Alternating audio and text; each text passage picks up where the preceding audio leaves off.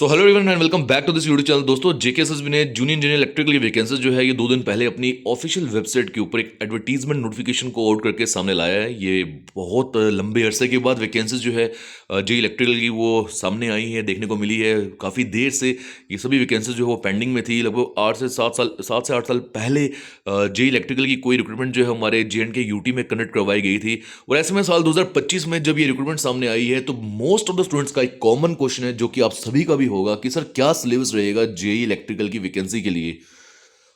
ऐसे में अगर जेकेएसएसबी का वेट किया जाएगा सिलेबस को आउट करने में तो लगभग 10 से 12 दिन अगर जेकेएसएसबी ले लेता है सिलेबस को दिखाने में, तो ऐसे में ये भी जो वक्त बचा है ये भी ज़ाया ना हो जाए। यही कारण है कि बच्चा सिलेबस को ढूंढने में लगा है। तो इस पूरे वीडियो लेक्चर के दौरान दोस्तों मेरी कोशिश ये रहेगी कि आपको जूनियर इंजीनियर इलेक्ट्रिकल के जो वैकेंसी आउट हुई है उसका जो सिलेबस है या सिलेबस जो रहेगा मोर और लेस वो आपको बताया जाए। और इसीलिए मैं लेकर आया हूँ सभी के लिए जेई इलेक्ट्रिकल का जो प्रीवियस एक रिक्रूटमेंट हमारे JNK यूटी में कंडक्ट हुआ था, वहां पर जेकेएसएसबी ने जो सिलेबस रखा था उसकी एक जो पीडीएफ आउट हुई थी वो, यानी ये जो अभी आप पीडीएफ अपने स्क्रीन पे देख रहे हैं ये पूरा सिलेबस वही है जो last previous junior engineer electrical की रिक्रूटमेंट हुई थी वहां पर रखा गया था। और मोर और लेस 90% मैं बोलूंगा आपका सिलेबस यही रहेगा, क्योंकि हम सभी को मालूम है कि जब जूनियर इंजीनियर की कोई भी रिक्रूटमेंट कंडक्ट करवाई जाती है तो वहां पर सिलेबस तो वही रहता है जो आपने पूरी इंजीनियरिंग के दौरान पढ़ा है। यानी अगर आपने इलेक्ट्रिकल में इंजीनियरिंग की है या इलेक्ट्रॉनिक्स एंड कम्युनिकेशन में इंजीनियरिंग की है तो जो भी आपके कोर्स सब्जेक्ट्स रहे थे वहां पर इलेक्ट्रिकल इलेक्ट्रॉनिक्स में, तो वही सिलेबस जो है आपका यहाँ रहेगा।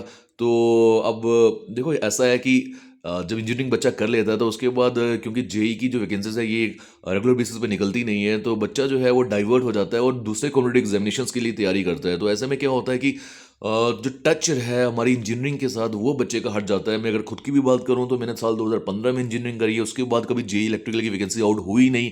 और ये जो बल्क में वैकेंसी आउट हुई है ये आज आउट हुई है, तो मुझे खुद भी 10 साल हो गए इंजीनियरिंग को पढ़े हुए। अगर मतलब हालांकि मैं अभी जॉब कर रहा हूँ बट मान लीजिए अगर मुझे देना हो एग्जामिनेशन ये, तो 10 साल के बाद वापस से मुझे इंजीनियरिंग के सब्जेक्ट जो है उन्हें पढ़ना होगा। और खुद सोचिए किसी के लिए भी ये कितना डिफिकल्ट होगा। डिफिकल्ट होगा, इम्पॉसिबल नहीं है, पॉसिबल ज़रूर है। और देखो अगर अभी कोई जॉब नहीं है आपके पास तो आपके अंदर जॉब की भूख बहुत ज़्यादा होगी in comparison to that person जिसके पास ऑलरेडी जॉब है। जिसके पास भूख ज़्यादा है वो ज़्यादा बेहतर तरीके से सॉरी तैयारी कर सकता है और उसके लिए इस एग्जामिनेशन को क्लियर करना जो है वो ज़्यादा आसान होगा in comparison to any person जो ऑलरेडी जॉब में है, चाहे वो छोटी हो बड़ी हो। अगर वो इसमें आना चाहता है जेई में तो उसको ना वक्त नहीं मिलेगा। आपके पास वक्त है, अंदर आग है, भूख है नौकरी को पाने की। तो मैं तो ये बोलूंगा कि इस जॉब के लिए आपको तैयारी जरूर करनी चाहिए अगर आपने इंजीनियरिंग करी हुई है तो दोस्तों मैं ये बोल रहा था कि क्योंकि इतने वक्त के बाद जब ये इंजीनियरिंग का एग्जामिनेशन आउट हुआ है तो क्योंकि टच हट चुका है बच्चों का। और कुछ ऐसे बच्चे हैं जो कि अभी हाल ही में आउट हुए होंगे, यानी उनकी ग्रेजुएशन कंप्लीट हुई है इंजीनियरिंग में, तो उनका जो टच है वो अभी है, तो कहीं ना कहीं उनको एक एज रहेगा। बट ऐसा नहीं है कि सिर्फ वही बच्चे एग्जाम क्वालिफाई कर सकते हैं। ये सभी कॉम्पिटेटिव एग्जामिनेशन वर्ल्ड में नए हैं होंगे और नए अगर नहीं भी होंगे तो सभी जो है वो जीरो से ही शुरुआत करेंगे इंजीनियरिंग के रिलेटेड।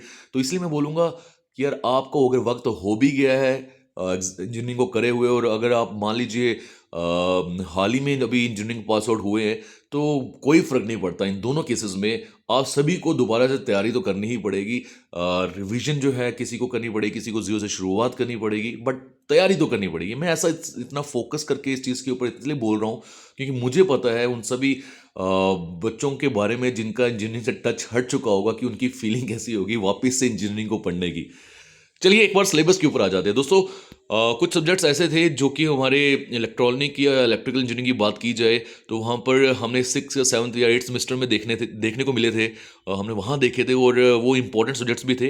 इलेक्ट्रिकल की अगर मैं बात करूँ तो उसके ज़्यादा सब्जेक्ट्स यहाँ देखने को इसलिए भी मिलेंगे क्योंकि ये अगर देखा जाए तो कोर इलेक्ट्रिकल की रिक्रूटमेंट है। इलेक्ट्रॉनिक्स को मौका जरूर दिया गया बट कोर इलेक्ट्रिकल की रिक्रूटमेंट है। यहाँ पर एक बच्चे का सवाल और भी है कि सर हमने इलेक्ट्रॉनिक्स एंड इंस्ट्रूमेंटेशन में इंजीनियरिंग करी है तो क्या हम एलिजिबल हैं या नहीं, क्योंकि उस समय पे ऐसा था कि एमबीएस जो कॉलेज था महंत बचित्तन सिंह वहाँ पर EM&I electronic measurement and instrumentation एक स्ट्रीम थी और बच्चों ने वहाँ पर भी इंजीनियरिंग करी हुई है। तो क्योंकि इलेक्ट्रॉनिक्स उसमें है तो मेरे हिसाब से आप सब एलिजिबल हो।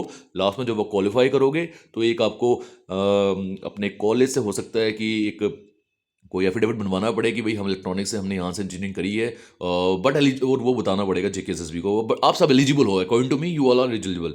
मुझे आज भी याद है जब उस टाइम पे इंस्ट्रूमेंटेशन में जब बच्चे इंजीनियरिंग कर रहे थे इलेक्ट्रॉनिक्स एंड इंस्ट्रूमेंटेशन में, तब उनको मालूम था इस चीज़ का कि भाई जब जे की रिक्रूटमेंट आउट होगी इलेक्ट्रिकल की तो वहाँ पर वो एलिजिबल होंगे, तभी आप सबने उस समय पे भी इंजीनियरिंग करी थी, तो इसलिए आप सब एलिजिबल होंगे। चलिए एक बार सिलेबस पे आते हैं दोस्तों। इलेक्ट्रिक सर्किट्स एंड फील्ड्स, तो पहला आपका चैप्टर है, चैप्टर नहीं बोलूंगा, एक पूरा सब्जेक्ट है ये, 15 नंबर का। कंट्रोल सिस्टम 10 नंबर का है। इलेक्ट्रिकल एंड इलेक्ट्रॉनिक मेजरमेंट्स, जहां पर आप इलेक्ट्रिक डिवाइसेस के बारे में भी पढ़ोगे और इलेक्ट्रॉनिक डिवाइसेस के बारे में पढ़ोगे, उनकी मेजरमेंट्स के बारे में पढ़ोगे। 15 नंबर का electronic devices and circuits 10 mark का है।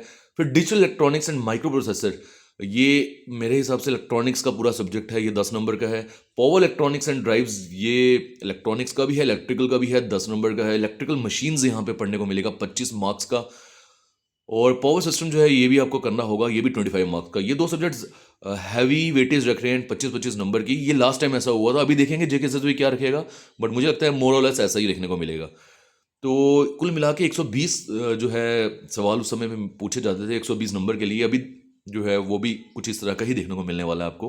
दोस्तों एक बार अगर आप डीप में देखने की कोशिश करोगे तो इलेक्ट्रिक सर्किट्स एंड फील्ड्स में आपको रेजिस्टेंस, इंडक्टेंस, कैपेसिटेंस, ये बेसिकली क्लास 11th और 12th में जो बच्चा पढ़ता है लगभग वैसा ही है, ये सब पढ़ना है। KCL, Kirchhoff's current law, Kirchhoff's voltage law, ये पढ़ना है। नोड एंड मैश एनालिसिस पढ़ना है। Ideal current end voltage sources आएगा। थेवेनिन और नॉर्टन थ्योरम आएगी। मुझे खुद भी आज नॉस्टैल्जिया हो रहा है, अपनी इंजीनियरिंग के सब्जेक्ट्स याद आ रहे हैं। Superposition and maximum power transfer theorems पढ़नी है। Simple circuit solution using network theorem, 3 phase circuits पढ़ेंगे। एम्पेयर बायट सावर्ट लॉ पढ़ना, अपने 11th में होता है ये। इंडक्टेंस, डाइलेक्ट्रिक्स और कैपेसिटेंस, ये सब भी पढ़ना है। दोस्तों मैं आपको बता दूं ये पूरा जो आपका सब्जेक्ट है ये थ्योरेटिकल तो रहेगा, बट यहाँ पर न्यूमेरिकल पोर्शन भी है, क्योंकि जो थेवेनिन और नॉर्टन थ्योरम है, ये सुपरपोजिशन प्रिंसिपल है, या किर्चॉफ करंट या वोल्टेज लॉ है, यहाँ से न्यूमेरिकल ही निकलते हैं। But at the same time कुछ लॉज हैं, लॉज की डेफिनेशंस भी आपको मालूम होनी चाहिए, जैसे एम्पेयर लॉ है या बायट सावर्ट लॉ है, डेफिनेशंस के अकॉर्डिंगली भी सवाल पूछे जाते हैं। कंट्रोल सिस्टम अगर मैं बोलूँ तो बेसिक कंट्रोल सिस्टम कंपोनेंट है block diagrammatic description, reduction of block diagram. यहाँ पर क्या होता था, एक बहुत बड़ी बड़ी फिगर्स होती थी, उनको रिड्यूस करके छोटी छोटी फिगर्स पे लाना होता था। कॉम्प्लिकेटेड डायग्राम्स को सिंप्लीफाइड किया जाना था, तो वो सब था यहाँ पे। इलेक्ट्रिकल एंड इलेक्ट्रॉनिक मेजरमेंट्स में आपने bridges, potentiometer, PMMC, moving iron, dynamometer, Q meter, oscilloscope, transducer, then megger, उसके अलावा हम देखें तो फ्रीक्वेंसी मेजरमेंट, ये सब पढ़ना है 15 नंबर के लिए। इलेक्ट्रॉनिक डिवाइस एंड सर्किट्स, मुझे लगता है इसे ईडीसी बोला जाता था 10 नंबर के लिए। पूरी एक किताब है इसके ऊपर, जहां पर diode, zener diode, tunnel diode, हर तरह का डायोड पढ़ना है। पीएन जंक्शन डायोड, और resistivity, MOSFET, BJT, JFET, MOS capacitor, LED, factor, ये सभी तरह के डायोड जो है ये आपको पढ़ने हैं ईडीसी में। यहाँ पर आपको टाइमर, 555 टाइमर भी पढ़ना है, ये एग्जाम में हमेशा पूछा जाता था सवाल। फिर ऑप एम्प भी पढ़ने होते थे। Digital electronics and micro processor में आ जाएं तो ये भी इलेक्ट्रॉनिक्स का ही एक सब्जेक्ट है, जहां पर आपको डिजिटल ऐसी गेट्स पढ़ने हैं, नंबर सिस्टम पढ़ना है। जो भी आप अगर कंप्यूटर साइंस आपने पढ़ी है तो वहाँ पर C++ में होता था नंबर सिस्टम। या अगर मैं बोलूँ कि कंप्यूटर्स अगर आपने पढ़ा है कंप्यूटर एग्जामिनेशंस के लिए, तो वहाँ पर भी हमने देखा है binary, decimal, octal, hexadecimal, BCD number system, उनकी कन्वर्जन्स, उनकी एडिशन, उनका सब्ट्रैक्शन, उनका मल्टीप्लिकेशन, ये सब डिजिटल इलेक्ट्रॉनिक्स में पढ़ना है आपको। और नीचे अगर आप देखेंगे तो पेरिफेरल चिप्स भी है, कुछ उनका नंबर्स होते हैं 8251, 8155, 8257, 8259 और 8085 माइक्रो प्रोसेसर के बारे में तो पूरी जानकारी होनी चाहिए। पावर इलेक्ट्रॉनिक्स एंड ड्राइव्स के बारे में अगर आप बात करेंगे तो यहाँ पर मॉसफेट्स, चॉपर्स, इन्वर्टर्स, ये सब देखने को मिलेगा। डीसी और एसी ड्राइव्स भी आएंगी। और इलेक्ट्रिकल मशीन्स, क्योंकि इलेक्ट्रिकल का सब्जेक्ट है तो हर तरह की इलेक्ट्रिकल मशीन यहाँ पे आपको पढ़नी है, चाहे डीसी हो चाहे एसी हो, हर तरह की इलेक्ट्रिकल मशीन।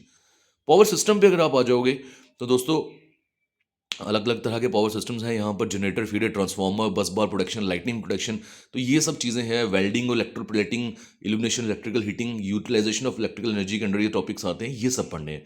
तो दोस्तों यही सिलेबस आपका मोरलेस रहेगा। मुझे लगता है कि मार्क्स के डिस्ट्रीब्यूशन में ज़रूर ऊपर नीचे किया जा सकता है, बट सब्जेक्ट जो है वो तो यही रहने वाले हैं, इंजीनियरिंग के कोर सब्जेक्ट्स हैं ये। तो दोस्तों उम्मीद करता हूँ कि सिलेबस के बारे में कुछ जानकारी मैं आप तक पहुँचाने में ज़रूर कामयाब हुआ होगा। कुछ पूछना चाहते हो तो डिस्क्रिप्शन बॉक्स में ज़रूर आप कमेंट कर सकते हैं। मैं भी कोशिश करूँगा कि इस पूरे सब्जेक्ट्स के लिए अगर मैं कोई भी आपकी मदद कर पाया, या PYQs लेकर आ पाया, या कोई भी इंपॉर्टेंट क्वेश्चंस लेकर आ पाया, तो मैं ज़रूर इस चैनल के ऊपर आपकी वो हेल्प करूँगा। तो दोस्तों मिलते हैं अगले लेक्चर में। Till then take care, good bye, जय हिंद।